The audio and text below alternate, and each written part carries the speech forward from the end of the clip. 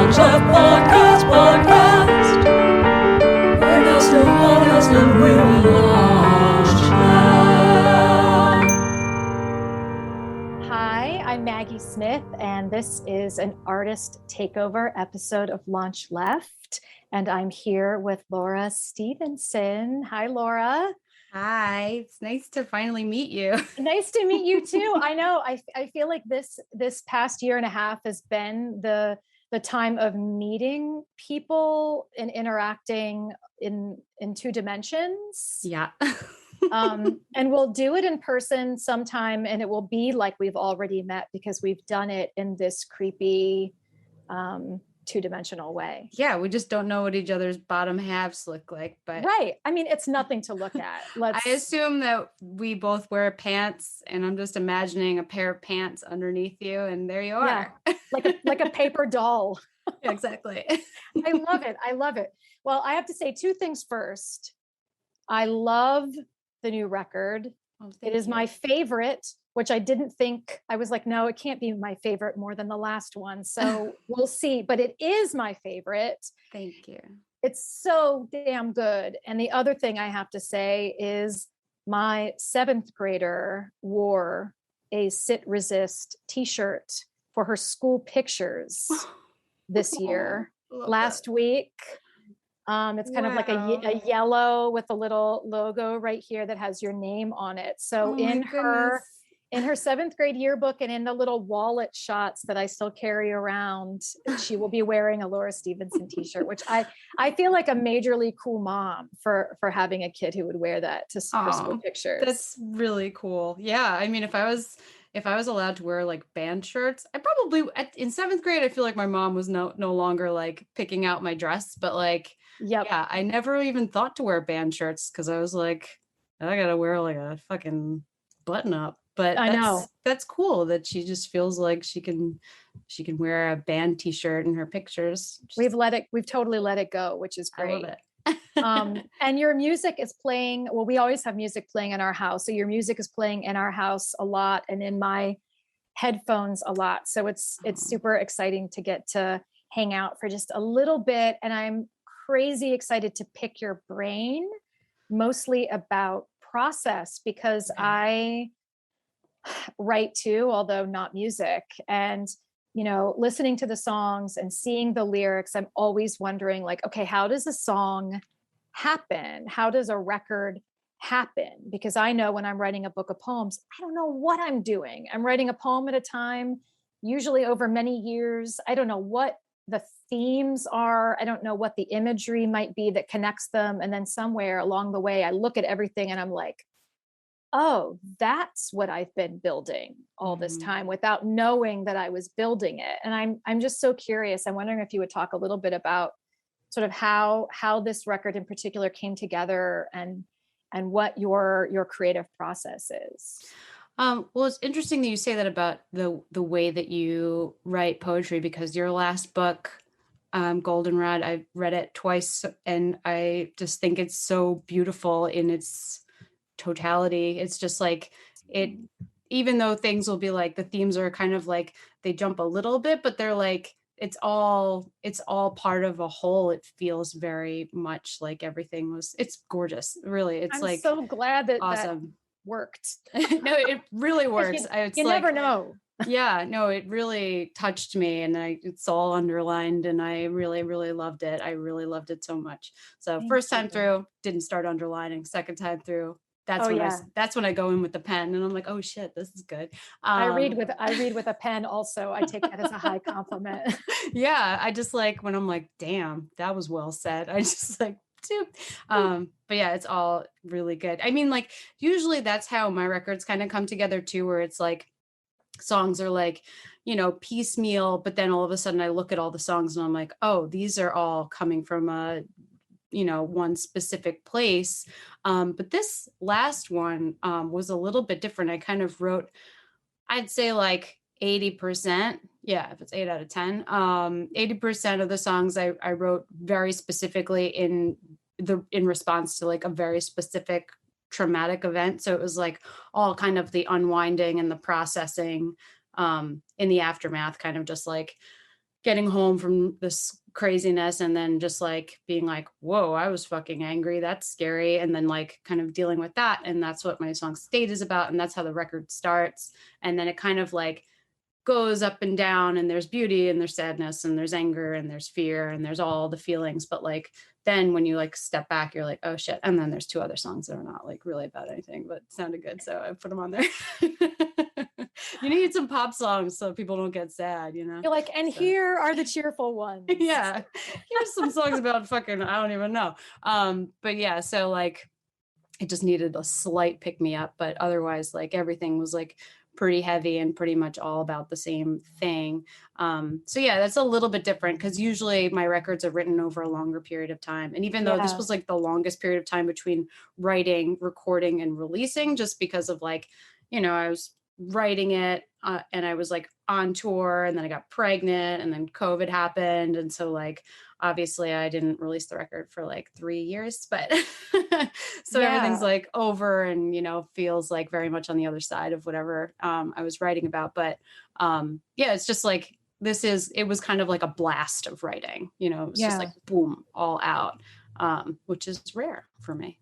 Yeah, same here. I mean, I tend to write in like a little notebook in snippets, and then maybe they kind of like magnetically start to scooch toward one another over time. But I could never, I mean, the idea of like writing a book of poems in 9 months or something, like a gestation period for a book of poems, I don't know that I could do that because it really does require a lot of time and space. So now I'm wondering, it's self-titled. Was that like your gut response is like, this is the self-titled record? Or did you try out other titles and you're like, there's not really like a phrase or word that encapsulates this album? Or how did that come together? I'm so curious. I really couldn't think of anything, honestly. Like, like even if I tried to like think of something, I wouldn't be able to like name it. You know what I mean? Like if I called it State, which like, that was like my only other like option, because it is about like many various states of, you know, feeling. So like, but then I don't know. I was just like, this is the self-titled one. If I'm gonna do a self-titled record, it's gonna be this one, because I felt really like good about it. Yeah. So yeah. And then, you know, I put myself on the cover with my dog and my baby, and I was like, this self-titled, I don't know. This is me now, I guess. I'm wearing lady. Here I am.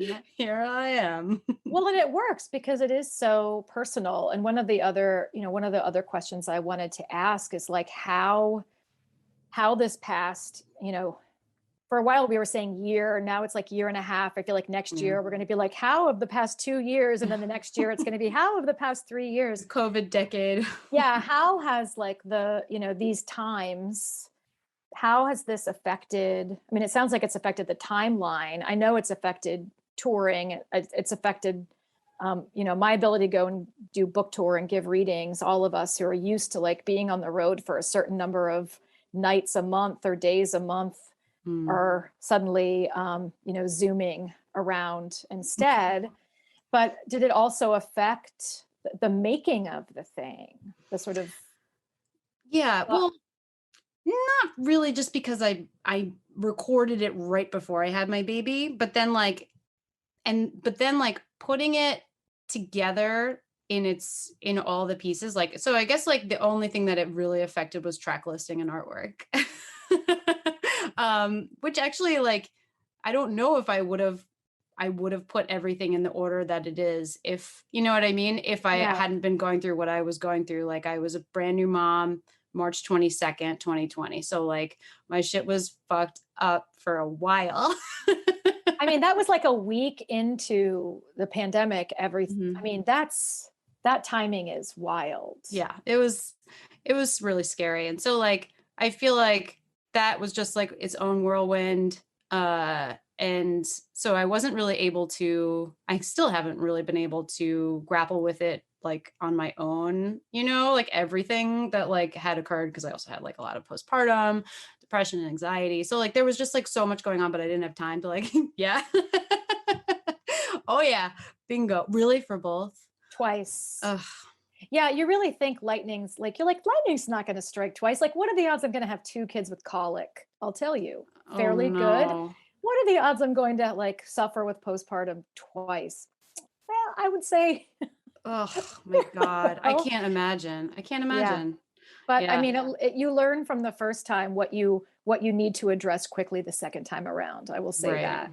Like Yeah. you see it coming down the pike in a way that I think you don't the first time around. It can kind of wallop you. Yeah. Well, just like all like there was like a lot of paranoia, obviously, about COVID, but also just Oh, like, you know, like a yeah. lot about like, I don't know. I was just like getting like very OCD and like not sleeping, having like these like panic wake ups, thinking the baby was in the bed somewhere. Like even if I had like an hour to sleep, I just like shoot out of bed and just be like, where is she? Where is she? Just like patting the bed down. And so like, I was a wreck. I don't remember a moment of it, but apparently I got through it.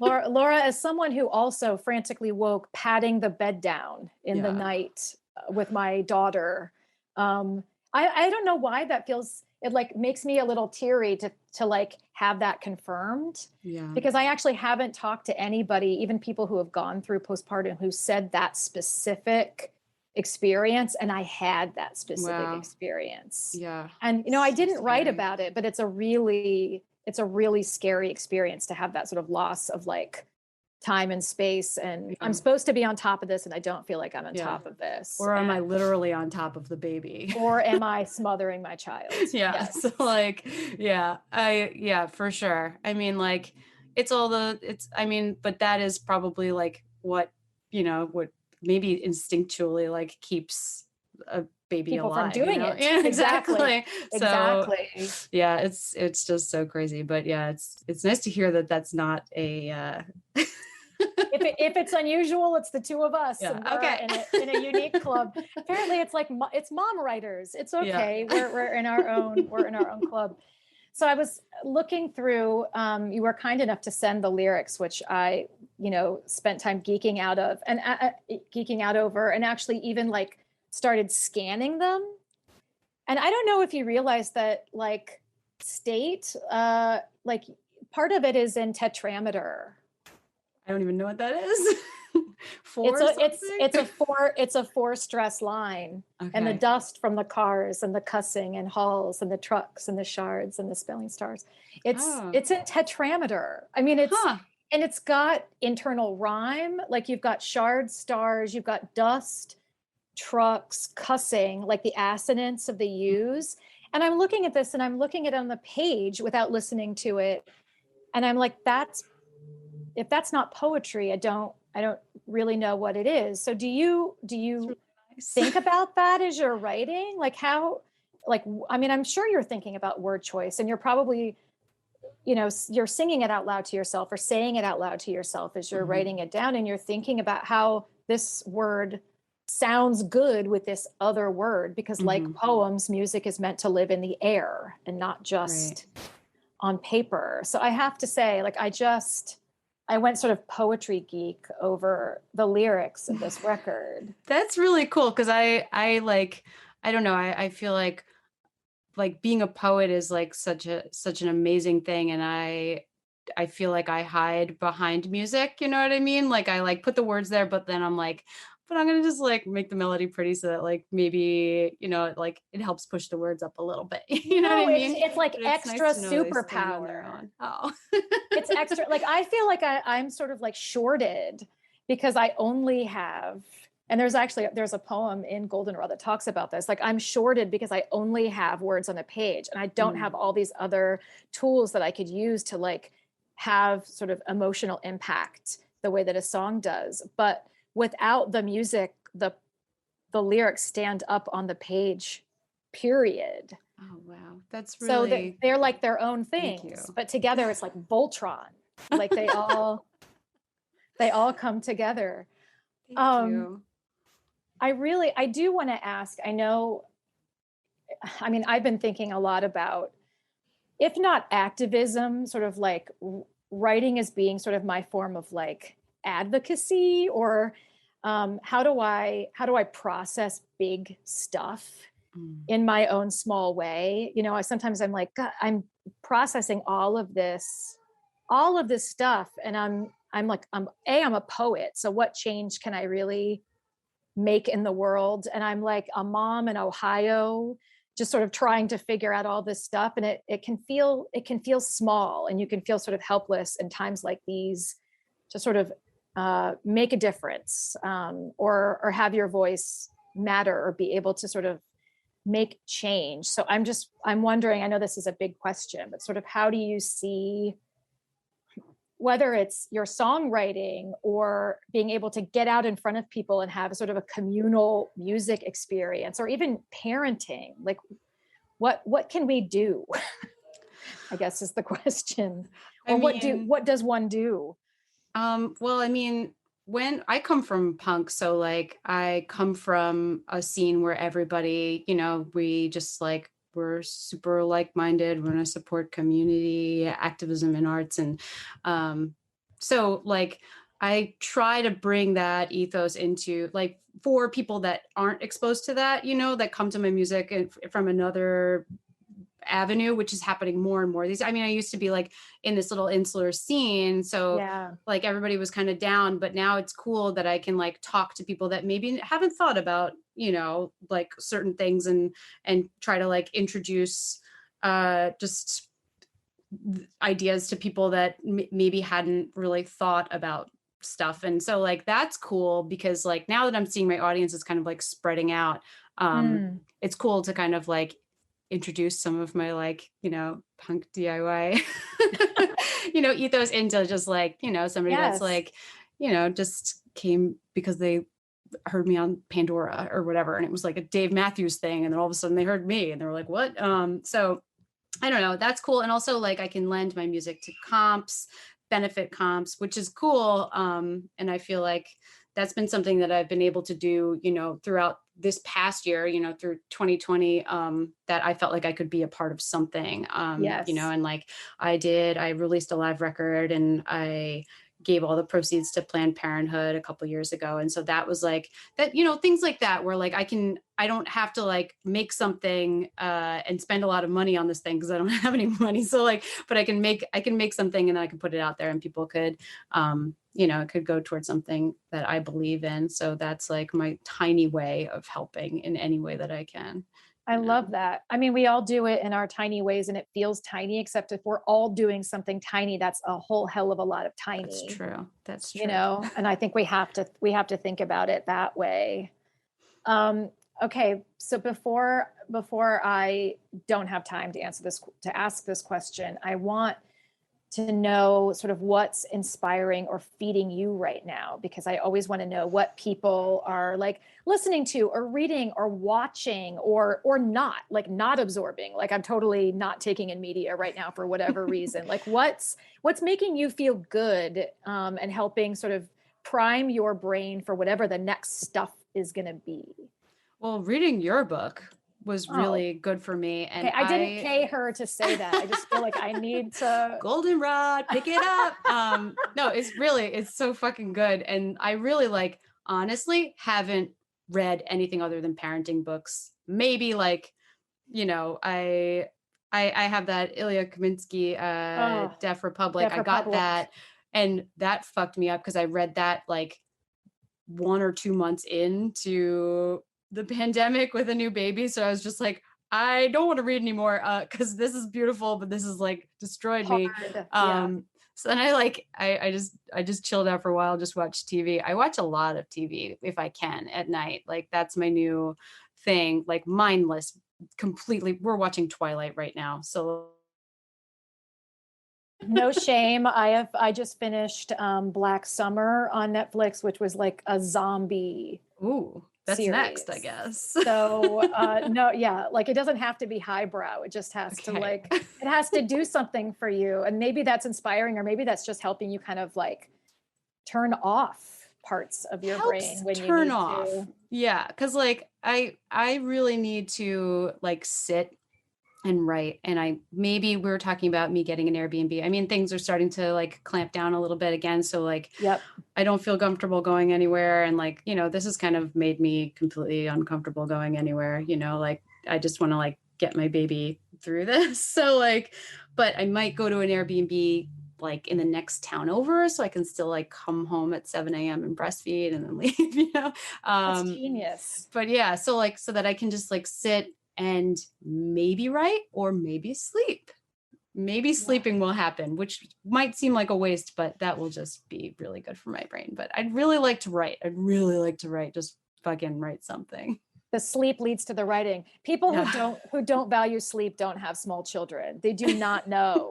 Like I know what you're saying. The sleep will lead to the songs. I just need to clean it out a little bit with some good sleep and then clean it out with some writing and I've got a record in there. It's got to come out. Oh, there are lots in there. I didn't write a poem for the first year my first child was alive on the planet. Wow. I didn't write anything. I mean, between the postpartum and just taking care of a newborn, and I went back to work, and I didn't know what to do. And really, but since then it's been, I think I just sort of had to like have that freak out and then realize like, oh no, I'm still me. Right. I'm just also this. Yeah. And once I kind of got over that hump, it was okay. But now it's about time. Yeah. And like, not like 20 minutes here while they're napping or watching a show or wandered off. It's like, I need several hours of dedicated, quiet, go into the rabbit hole of my mind time. Yeah. And that's really hard to get with small humans who need you for food and comfort. Yeah. It would be nice to like, I mean, our dreams of daycare have been dashed, obviously. So like, yeah. So I was really hoping just for a couple hours, you know, a week, you know, just to have that. Cause I need like sonic space too. Like I need like my husband to not be able to hear me and he's home. So like, cause like, I can't really like tune in unless I'm like I know that I have complete silence, you know, like, or like nobody can hear me. Cause I'll be too embarrassed to like really get where I need to go. I love that. Like, but we all love you. Don't be embarrassed. I mean, if I had your voice, I'd be belting it down the street, like while walking my dog. Like if I opened my mouth and what you can do came out of it, people would never get me to shut up. So I think you should just own it. I've been singing a lot of Frozen. So my daughter is like very happy. My husband is always like, she doesn't know how lucky she is that she has like a Disney princess for a mom. Like you're singing and dancing for her. Like not everybody does this for their kid. I'm like, she doesn't know. She doesn't know shit. Yeah, no, she doesn't know. Actually, what I should do is zoom in and do it for her so she can see what just a regular mom sounds like and looks like when doing it. And she'd be like, oh, mommy, you're an angel. Because Maggie is terrible and tone deaf, but with real like gumption and chutzpah. So, well, it's really the dedication that really matters. Oh, yeah, I commit, if nothing else. This has been so much fun. I am looking forward to when we could actually be in the same room at the same time. Me too. And hopefully when we do that, you'll be on stage. Yeah. And I'll be in the audience. I mean, we'll see. I hope so. Otherwise, we'll just be in somebody's backyard 6 feet apart. That's cool too. We can make that happen easy too. Oh, thank you. Thank you so much. This was really nice. This was really nice. And I think we're going to go out on a song. Here's my song called State from my new record called Laura Stevenson. And there's tetrameter in it. We all spill out of the earth, naked like sick birds, uncomfortable with words, visceral and unfurled like blood feathers under the skin.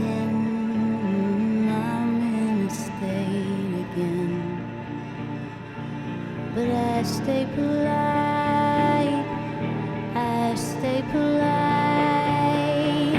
it keeps me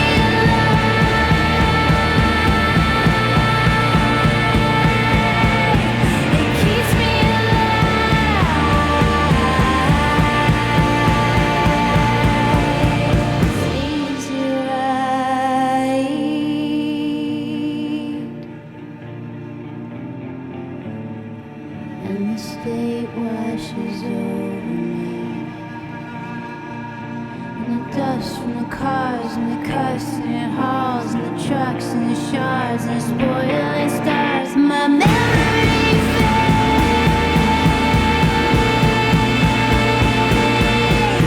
My memory fades. And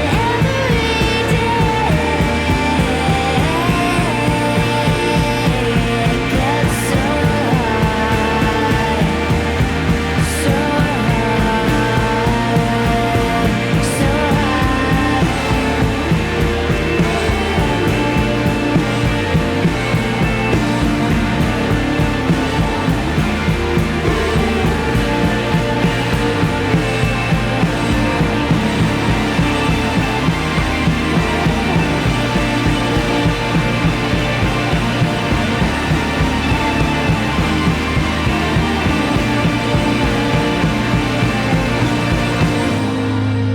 what a sterling way to come. I become rage, a shining example of pure anger, pure and real and sticky and moving and sweet.